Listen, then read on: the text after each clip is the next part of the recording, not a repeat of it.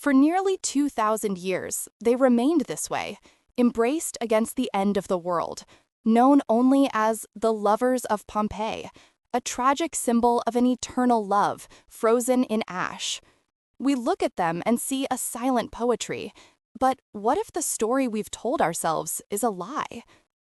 Recently, scientists dared to ask the question no one wanted to answer.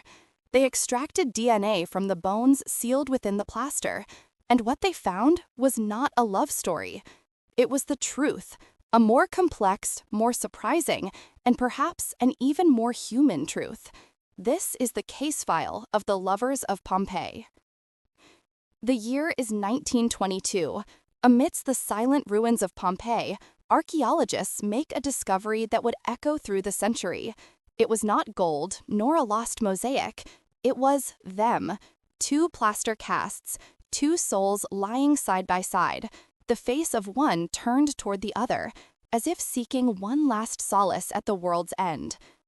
The absence of names made them universal. The ash stole their voices, but preserved the most fundamental gesture, an embrace. And the world fell in love with this image, for it seemed to offer proof that when everything falls apart, what remains is the other, that love could, somehow, be more durable than matter itself. But time keeps secrets, and modern technology reveals them. Recent analysis indicated something history didn't tell. The lovers were two young men, a revelation that did not destroy the myth, but only amplified it, transforming the story from one about a couple to one about love in its purest form, indifferent to time and judgment. And this only deepens our mystery. If the story we knew wasn't the complete story, what was the truth of that final moment? What really happened in that instant when life turned to stone? To understand the truth of that embrace, the detective cannot cling to poetry. He must return to the scene of the crime.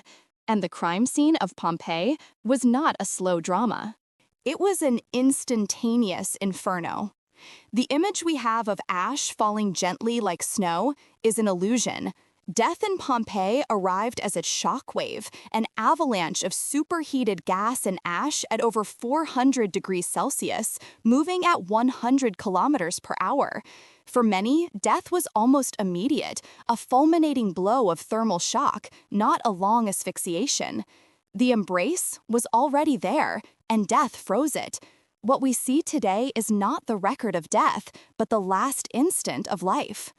For decades, they were just contorted skeletons.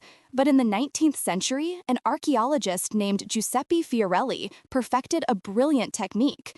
He noticed that the hardened ash had created a perfect mold around the decomposed bodies, an empty space, an absence in the shape of a life. By filling this void with liquid plaster, the past re-emerged, and suddenly the two youths reappeared.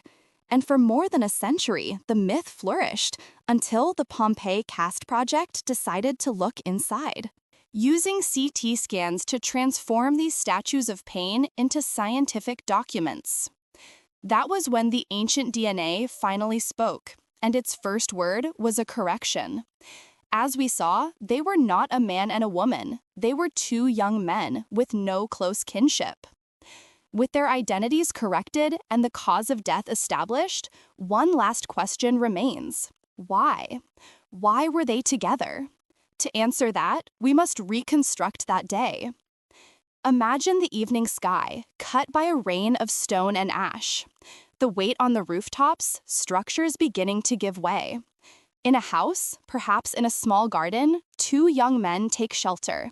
The light changes, and then a hot breath, a noise like a sea of metal, and silence. Science suggests the heat was so immediate that muscles contracted, life extinguished in a fraction of a second. The position they were in was the position in which death found them. The embrace was not, perhaps, a last conscious act of defiance, but the accidental record of two lives in close proximity at the exact moment they were stolen. And it is here that the detective's investigation ends and the poet's reflection begins. Science gave us the forensic truth, the cause of death, the genetic identity. But it cannot and does not try to steal the intensity of the gesture. What we know is this: at the end of the world, they were not alone. They were together. Whether by love, friendship, fear, or chance, the record that has survived 2 millennia is one of human connection. Science and myth do not fight here. They feed each other. Science corrects the details, but the myth preserves the universal truth: that when the silence falls, the last thing that matters is the gesture.